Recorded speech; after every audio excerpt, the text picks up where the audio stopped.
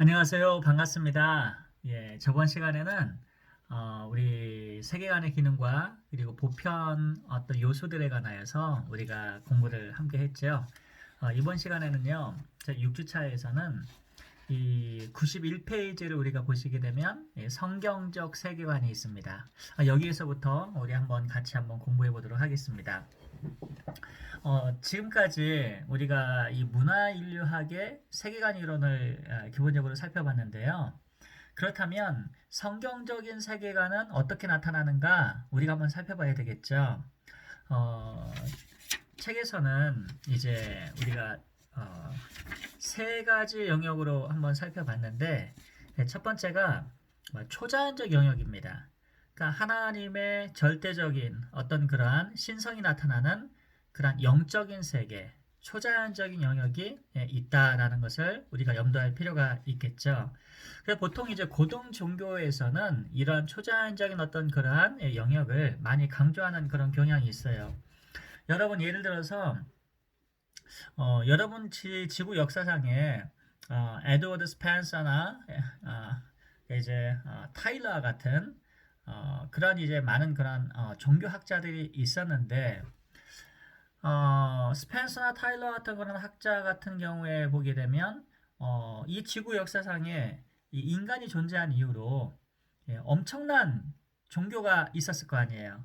근데 수많은 그러한 종교들 가운데서 많이 생성되고 또 사멸되는 그런 엄청난 그런 반복되는 과정에서 오늘날의 메이저 세계 3개의 종교들 우리가 보게 되면 살아남은 종교들을 보게 되면 기독교, 이슬람 그리고 불교가 있습니다. 하나 더 넣는다면 이제 힌두교가 있는데 그렇다면 그 살아남은 이유가 도대체 뭐냐? 바로 내세관에 대한 답을 주었죠. 그러니까 죽음에 대한 공포와 두려움에 대해서 바로 내세에 대한 답을 준 확실하게 주었던 그러한 종교들은 살아남았고 보통 가시적이고 현세적인 그러한 종교들은 시간이 되면 다 사멸되는 어떤 그러한 패턴을 반복되고 있는 것을 볼 수가 있습니다. 그런 점에서 봤을 때에 이 바로 초영역, 이 초자연적인 영역을 강조했던 그러한 종교들은 아시다시피 굉장히 오랫동안 살아남았고 그리고 고등 종교에서 이러한 일들이 초자연적 영역을 강조하는 부분들이 상당히 좀 많았다는 것을 살펴볼 수가 있을 것입니다. 그리고 두 번째 우리가 보시게 되면 두 번째 영역은요. 영적인 영역 가운데에서도 바로 이 선과 악의 싸움, 그러니까 인도 유러피안 어떤 그런 문화의 세계관이 바로 이러한 세계관이죠. 그래서 항상 선과 악이 싸우는 그러한 전쟁지대를 그려내고 있습니다. 그리스 신화에도 많이 나오고 로마 신화에서도 많이 나타나죠.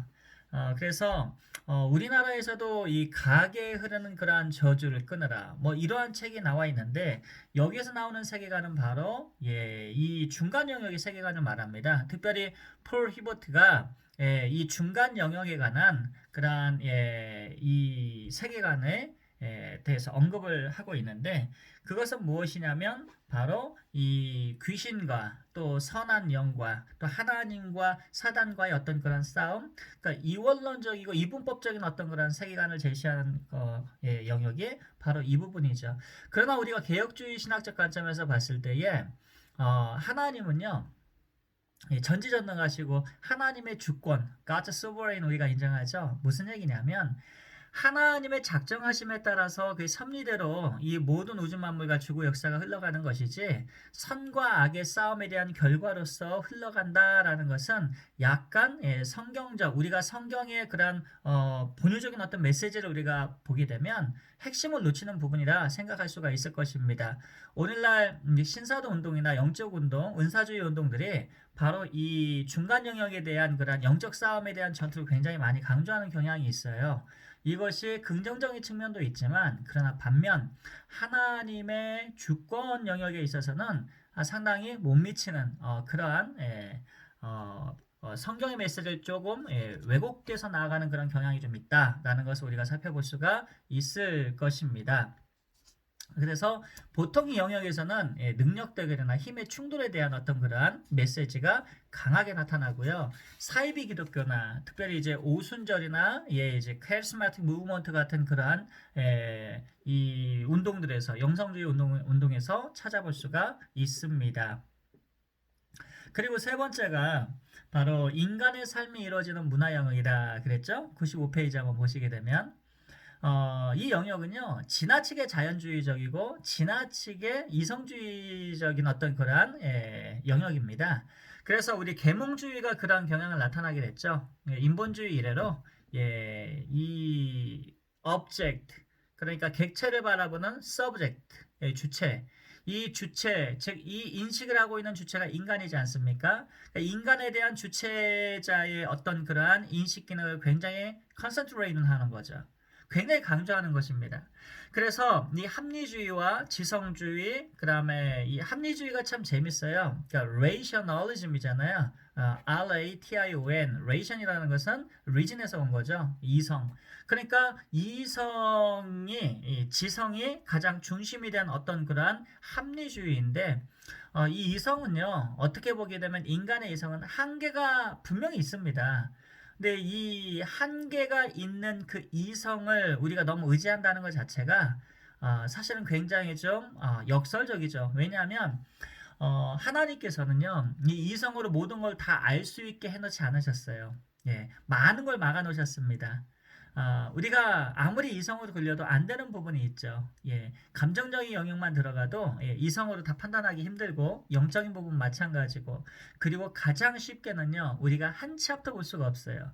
그러니까 어떤 일들이 일어나게 될지, what will happen in our future, 우리의 미래 가운데서 어떤 일들이 일어나게 될 건지 우리 아무것도 알지 못해요. 이런 점에서 봤을 때에 이런 인간 삶에 이루어지는 문화 영역이 지나치게 강조되고 의지되는 거, 의존되는 거, 좀 성경적 세계관에서 관점에서 봤을 때는 좀 문제가 좀 있죠. 그래서 이러한 이성주의에 의한 그러한 결과로서 불가지론주의라 그랬죠. 제가 여기서 재밌는 얘기 제가 하나 해줄게요. 뭐냐면 여러분 영지주의가 여러분 영어로 뭐죠? 너스티즘이죠. 지 묵음에다가 그 다음에 N-O-S T-I-C-I-S-M 그래서 너스티시즘 이게 이제 영지주의인데 이 영지주의는 지나치게 그노스코에서 왔죠. 그 헬라어. 그러니까 영적인 그런 지식을 지나치게 추종하는 것이라면 거기에 A자만 붙여보세요. 그러니까 반대의 의미를 나타내는 관사죠. 그러니까 그 A 반정립의 어떤 그런 A를 반대 의미를 A를 넣으면 에이너스테이시즘 이게 바로 불가지론주의거든요. 뭐 무슨 얘기냐면 영적인 것을 아예 인정하지 않는 거예요. 그래서 이제 불가지론주의자들은요, 무신론적 불가지론주의와 유신론적 불가지론주의로 크게 나눠지게 됩니다. 범주가 무슨 얘기냐면 무신론적 불가지론자는 아예 영적인 것을 인정하지 않는 거고 그리고 유신론적 불가지론주의는 신이 있다고 치자 그래 신 인정할게 근데 어떻게 증명할 건데 이렇게 나오는 거죠. 증명할 수 없다면 없는 거지. 그래서 인정할 수 없다. 그래서 유신론적 불가지론이라고 나눠지게 되죠. 그리고 이제 머티리얼리즘에서 유물론에서 그 결과로 나온 것이 이제 커뮤니즘 이 공산주의이기 때문에 전부 맥이 같아요. 합리주의, 이성주의, 과학주의, 경험주의, 불가지론주의, 공산주의, 유물론, 물질주의 뭐 이런 것들이 어느 정도 이 자연 영역에 있어서 문화 영역에서 하나의 궤를 이루고 있는 그러한 형제 집단이다, 동종 집단이다, 호모지니어스 그룹이다 우리가 생각해 볼 수 있을 것입니다. 자, 그래서 표를 우리가 보시게 되면 95페이지에 고등 영역의 세계관, 중간 영역의 세계관, 그리고 자연주의 세계관으로 나눴죠? 자, 96페이지로 한번 넘어가 보십시다. 세계관의 변혁이 있어요. 변형 모델에 대해서 제가 한번 설명을 드릴 텐데요. 이 시간 변형 모델에 대해서는요, 크게 앤토니 윌리스의 혁신 모델과 그리고 알란 티페트의 혁신 모델을 제가 잠깐 설명을 드리려고 합니다. 자, 결국 이 변형 모델이라는 것은 우리가 예전에 정반합, 해겔의 정반합 원리를 우리가 한번 공부를 했었죠. 그러니까 정이 있으면 거기에는 엔티티스가 떠오르게 되고, 그리고 그 반에 대해서 함께 또 다른 형태의 정과 반이 합쳐진 융화된, 그리고 그것에서 어느 정도 더 발전된 그러한 합의 어떤 그러한 결과를 가지고 온다. 그러니까 마찬가지 비슷하게도 이 세계관의 변혁도 마찬가지입니다. 기존에 있던 어떤 그런 세계관이 어떻게 되냐면 결국에는 반이라고 하는 어떤 그런 새로운 그런 세계관에 의해서 충돌이 일어나고, 그리고 합이 나오는 과정이 어떻게 도출되는가, 그 과정을 이제 윌리스하고 티페트하고 비슷한 논조로 이야기를 하고 있어요. 그래서 96페이지 보시게 되면은요, 앤토니 윌리스는 세 가지로 세계관의 변형을 나누고 있습니다. 그게 뭐냐면 첫 번째 안정 시기, 그리고 위기 시기, 그리고 세 번째가 새로운 세계로 인한 안정 시기. 그러니까 old steady state, 그 다음에 crisis state, 그 다음에 new steady state. 그러니까 결국 정반합의 원리대로 이렇게 가고 있다라고 이제 설명을 하고 있는데, 이것을 좀 더 세부적으로 설명하게 되면 기존의 안정 시기가 있는데 개인이 이제 새로운 그런 반에 대한, 여기에 대해서 스트레스를 받고 있는 거죠. 그래서 문화적 이탈을 하게 됩니다. 반에 의한 그러한 세계관으로 인해서 엔티티시스에 대해서. 그러면서 문화를 이탈하고, 그리고 혁신을 다시 가지고 오게 되죠. 새로운 그러한 세계관으로 인하여서 반이라는 그러한 엔티티시스가 이제 어느 정도 더 들어옴으로 말미암아 안정된 것을 불안하게 만들고, 불안했던 것이 새로운 세계관이 또 정반합으로 되면서 그것이 다시 새로운 안정을 찾아가는 시기다. 이렇게 이제 설명을 하고 있는 것입니다. 자, 그래서 이것을 더 자세히 풀어보게 되면은요, 전통적인 그런 세계관 가치관을 갖고 있는 사람들이 공동체 집단에서 이제 새로운 그런 문화와 기술과 사고와 세계관이 들어오게 되면 어떤 일들이 일어나게 됩니까? 불안하게 되죠. 내 것을 상실할 위험, 두려움, 내 것이 잘못됐다는 두려움, 그리고 새로운 것으로 인하여서 무엇인가 변화를 요구하고 전복되는 그러한 위기 상황을 느끼게 됩니다. 이렇게 되면 어떻게 그 구성원들이, 사람들이 스트레스를 받게 되죠. 그래서 불안해지고 불만이 많아지게 되고, 이러면서 자연적으로 문화적, 기존에 있던 그런 문화로부터 이탈하는 그러한 결과가 나타나게 되는 것입니다. 이런 것은 보통 이제 사회 병리학적 증상으로 나타나게 되고, 심지어는 서로가 서로를 불신하게 되고, 또 범죄가 많아지게 되고, 기존의 가치관을 거부하는 그러한 행태들이 나타나게 되는 것이죠. 이렇게 됨으로 말미암아 새로운 그러한 세계관이 이제 유입이 되면서 그 엔티티시스가 원래 있었던 티시스에 대해서 반격을 하게 되고, 충돌이 일어나게 되고, 이러면서 문화 이탈이 일어나면서 새로운 혁신의 그런 과도기를 지나서 혁신의 시대가 도래하게 됩니다. 결국 이러한 혁신의 시대가 오기 위해서는 어떤 현상을 먼저 거치느냐? 과도기를 거치는데, 그 과도기를 통해서 기존에 있던 질서들이 붕괴되는 아노미 현상들이 나타나게 되는 것이죠. 결국 이런 과정을 통해서 이제 새로운 안정 시대를 차지하게 되는 것입니다. 이것을 여러분 그 신천지가 이것을 많이 이용을 한다고 그러잖아요. 그리고 공산주의도 이런 비슷한 일들을 이용하잖아요. 그러니까 무슨 얘기냐면 기존에 있었던 그런 민주주의, 자유민주주의 체제에서 공산주의가 들어와서 거기에 대해서 약점들을, 그리고 자유민주주의에서 나타나는 현상들에 대해서 공격을 하고, 이렇게 정립을 대립적인 그런 세계관을 주입시키고, 이단 같은 경우도 마찬가지예요. 정통교회에 와가지고 정통교회에서 그들만이 갖고 있는 강점이 있을 거 아니겠습니까? 그런 것들을 가르쳐서 계속해서 비판하고, 그렇게 해서 이렇게 허물을 만들어내고, 그래 틈이 보이게 되면 틈을 갈라놓고, 거기에서 얻어진 사람들을 통해서 또 계속해서 이제 불안을 조장하고 위기를 조장하고, 그렇게 해서 아노미 현상을 만든 다음에 그 다음에 전복시키는 이러한 시스템이 이제 나타나게 되는 것이죠. 그래서 우리나라 같은 경우에도 보게 되면 여러분 그 19세기 말엽에 한국에 복음이 들어왔죠. 예, 서구와 일본의 제국주의의 그러한 야심에 의해서 한국이 이제 전복됐었는데 국력이 약해지고요. 한국의 전통적인 가치관이 그때 왜 붕괴되느냐? 바로 예, 기존에 있던 유교를 무너뜨리고 외부에 있던 사상과 외부의 사람들이 어떤 그런 새로운 엔티티시스가 들어옴으로 말미암아 이 전통적인 우리 국내에 있는 우리 조선에 있는 그런 가치를 무너뜨리면서 그것이 위기 상황을 도래시키고 아노미 현상과 함께 그 세력이 얻으면서 정반 합으로 또 나아가는 그런 역사적인 어떤 과정들을 우리가 생각해 볼 수가 있을 것입니다. 이것을 우리가 복음에 적용을 시켜본다면 우리가 성경 말씀을 통해 신약 성경을 보게 되면 그러니까 이방인들에게 그리고 또 유대인들에게 복음이 어떻게 이 변혁을 일으켜서 또 새로운 그런 안정된 시기를 만들어 교회를 세워나갔느냐 우리가 생각해 보게 되면 이와 비슷한 시스템이죠. 그러니까 윌리스의 혁신 모델은 그래서 99페이지 여러분 한번 보세요.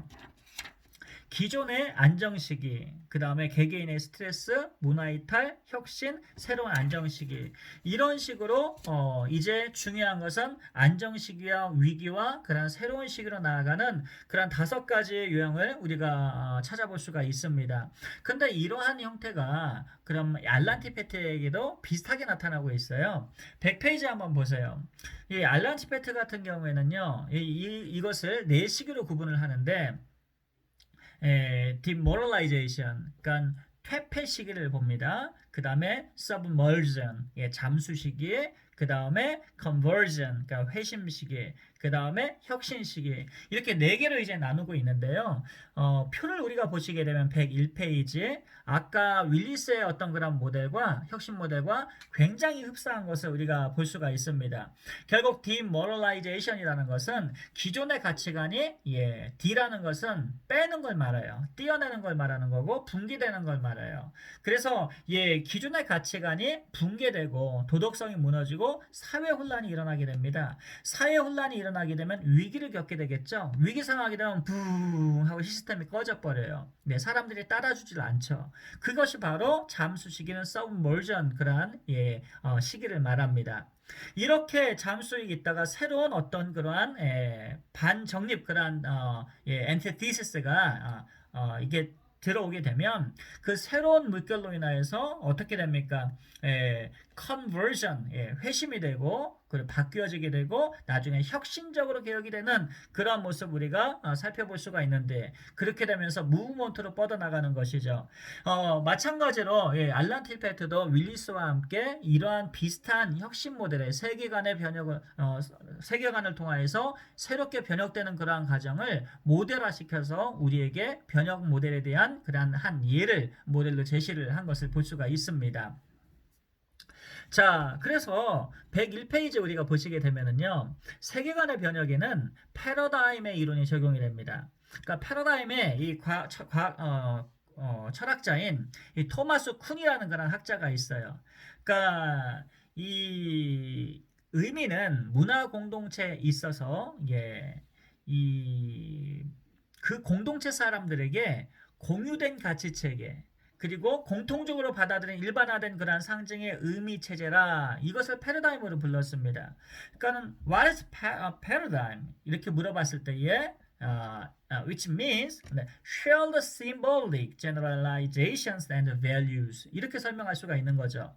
그러니까 패러다임이라는 것은 사람들에게 공유되는 가치 체계이면서 공통적으로 전체적으로 받아들이는 일반화된 그런 상징의 의미다 라는 것을 우리가 생각해 볼 수가 있습니다. 그래서 이런 세계관의 변혁은 반드시 패러다임 시프트 즉 패러다임의 변화를 통해서 일어나게 되는 것이죠. 그러니까 기존의 패러다임이 변화되지 않았는데 표면적인 문화 형태만 변화됐다고 해서 진정한 세계관의 변혁이 일어나지는 않는 것이죠.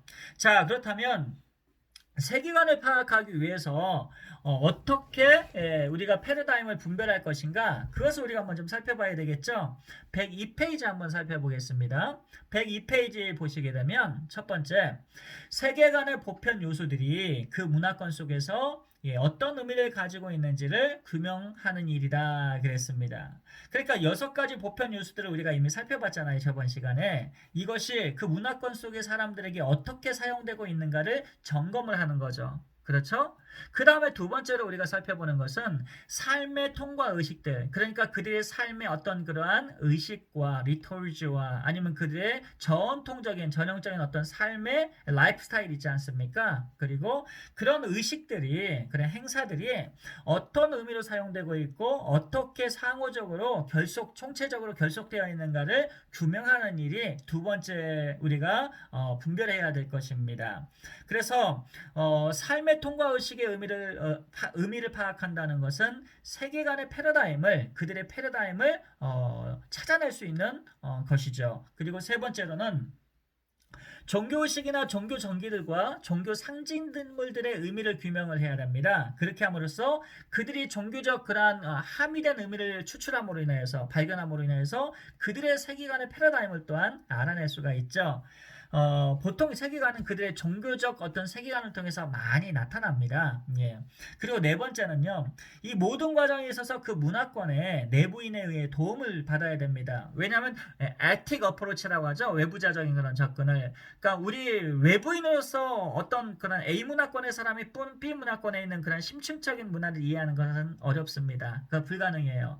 그래서 보통 이제 저번에 위클리프 선교회 얘기를 제가 잠깐 여러분한테 해드렸는지 모르겠지만은 위클리프 선교회에서 한번 이 아프리카에 선교를 하면서 성경을 다 걷어들인 일이 있었어요. 그게 뭐냐면 서구 선교사님의 그런 관점에서 복음을 증거할 때에 성경을 서구 선교사님의 관점에서 에틱 어프로치를 한 거예요.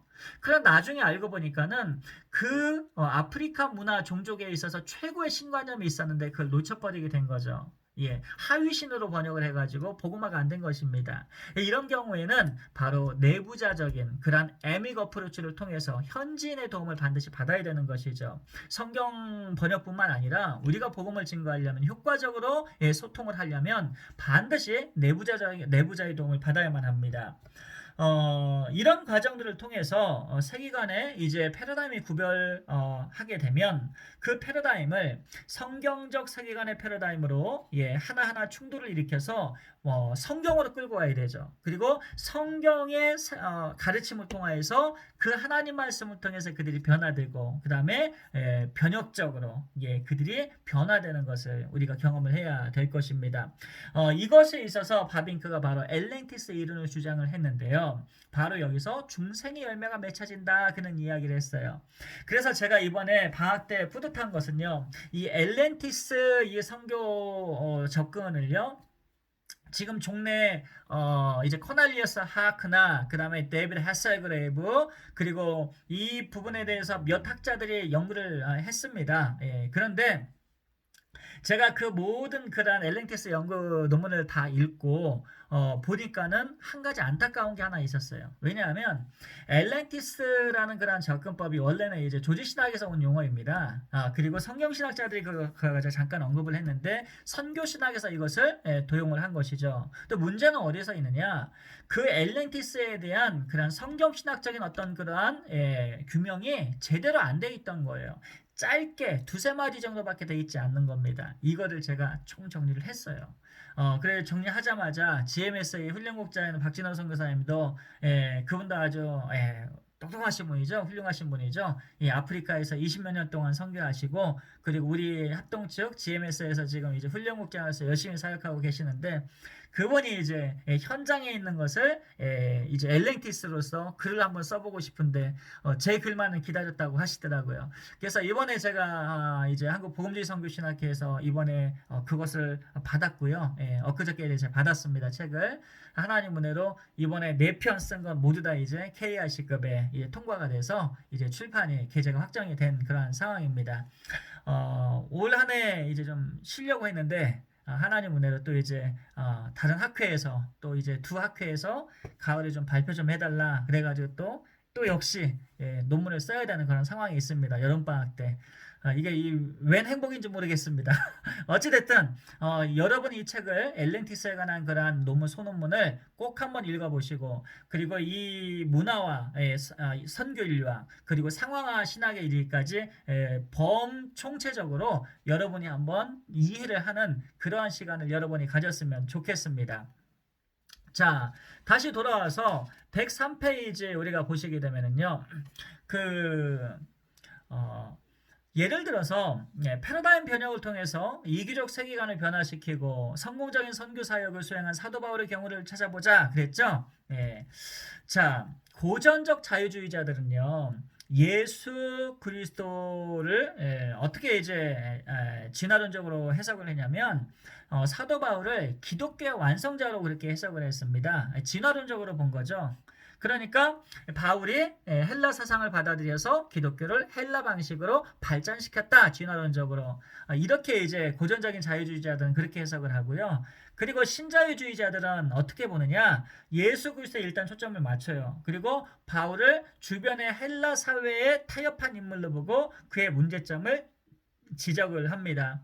오늘날 여러분 네오자가 들어가면 신복음주의 조심해서 봐야 되겠죠? 그래서 예를 들어서 그 언약적 율법주의라고 하는 그런 텀브라이트나 그 다음에 이피 샌더슨 너무 막 나가니까 제껴놓고서라도 차치해놓고서라도 그 다음에 제임스 던과 같은 우리 개혁 종교개혁주의자들의 어떤 사상과 율법에 대한 그런 노모스에 대한 그런 관념이 좀 다르죠. 그래서 저들이 비록 이제 카버넌털 나미즘 즉 율법적 언약주의를 이야기를 하지만 그것은 철저하게 유대인의 시각으로 해석이 된 것이고 종교개혁자들의 그런 해석보다는 그 율법 자체를 은혜로 받아버리게 되는 것이죠. 그래서 이게 언약적 신율법주의인데 이러한 것들이 사실은 이제 해석학에 있어서 우리가 어떤 해석학적 잣대를 가지고 성경을 보느냐에 따라서 같은 그러한 텍스트라 할지라도 전혀 다른 의미의 해석을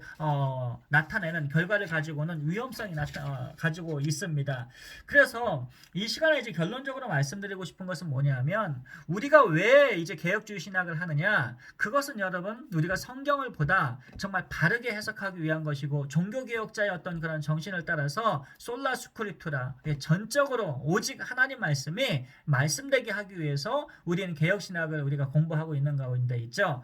요즘같이 포스트 모더니즘의 다양화된 그런 세계관 속에서 그리고 진보주의와 그리고 진화론적인 자유주의적인 어떤 그런 신학 색채가 강한 오늘날의 다양한 그런 신학 상황화 신학들 가운데에서도 우리가 어떻게 길을 지켜나가야 되느냐? 바로 하나님 개혁주의 신학자로서의 성경적 세계관을 우리가 잘 배워서 선교에 적용을 해야 된다라는 것이 제가 오늘 오늘 강의의 결론으로 드리고 싶은 내용입니다. 자, 첫 번째 시간 여기서 마치고요. 또 다음 시간에 뵙도록 하겠습니다. 감사합니다.